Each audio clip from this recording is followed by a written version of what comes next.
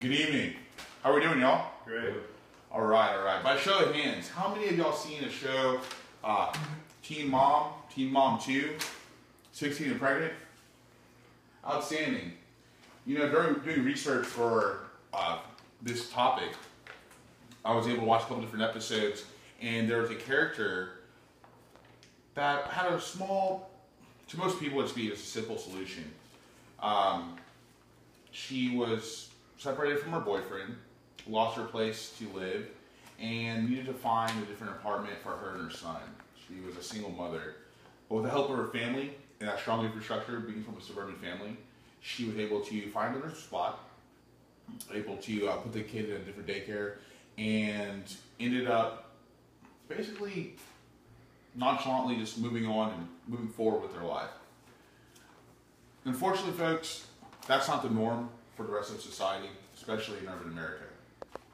And hence, I want to talk about my topic, teen pregnancy in urban America. Let's take a stand. Now, I'm credible in this subject, number one, because I've done volunteer work at St. Teresa's in Sugar Land, Texas, with low-income families, low-income single mothers, and have educated them on the GED, as well as job placement and other different programs, because it is a burden, it is a problem, and we need to do something about it today. Teen pregnancy in low-income areas, one of the number one causes is unequal distribution of income related to teen pregnancy. Now, according to Melissa Kearney, low-income women choose no martial motherhood at a young age instead of investing in their own progress because they feel they have little chance.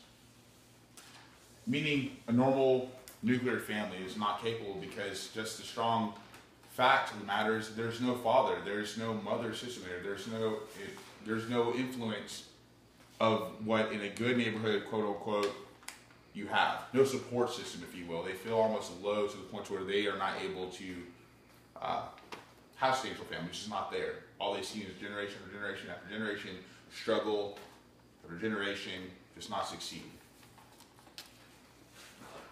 Now, Atlanta, Dallas, and Houston are examples of this concept. The wards in all three cities are places as a breeding ground for low-income families and low-income teen pregnancies.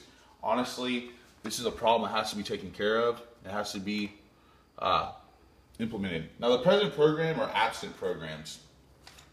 These programs are outdated. They need to be changed. Governor Perry has been quoted as supporting all these programs throughout the time, and realistically, the rate has only dropped 3%.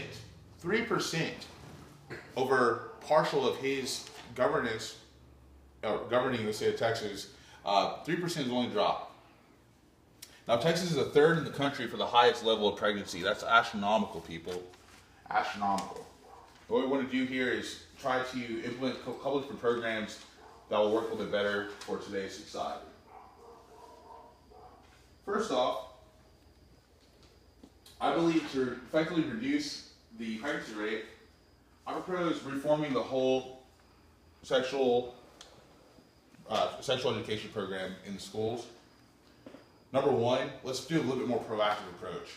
More proactive approach meaning we're going to implement a scholarship program for families that make sure that they are able to not only take care of their responsibilities by education, maybe after school programs, anything that we can do to keep them away from being tempted to have children at such a young age. Let's give them a scholarship afterwards if they complete the program. And my plan on paying for this let's take some of that taxpayers' money that's going towards the present programs, that funding, let's put it towards something that they're actually going to reciprocate, something physical, something tangible. And being tangible, meaning a scholarship at the end of the completion of this program. Now, the benefits of sex education transformation are going to be reducing teen pregnancy, reducing spending, on current programs. They'll take the tax burden off of the U.S. taxpayer right now, who is spending millions upon millions of dollars on these different programs. As a matter of fact, a good quote that I found during my research is that the Center for Disease Control said that childbirth and teen pregnancy was over $11 billion. $11 billion has been spent by the taxpayer just to pay on the current plan. On the current plans that we have for abstinence programs, $11 to $12 billion. Here we can see the income among young adults, which would be a positive, goes up $5 to $6, $7 to $8,000 different dollars over the years, just by having a two-parent home and also completing a college degree. Now let's review, let's backtrack. First of all, sex education reform is needed in low-income areas. It will reduce teen pregnancy rate, propose reforming sex education.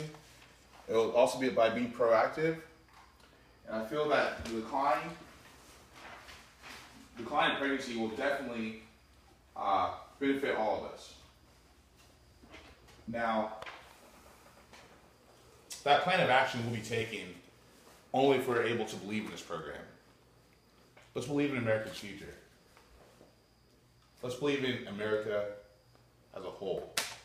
You know, a long time ago someone told me that you're only as strong as the person next to you. Let's be strong for the weaker. Let's be strong for those low-income families. Not everyone's fortunate.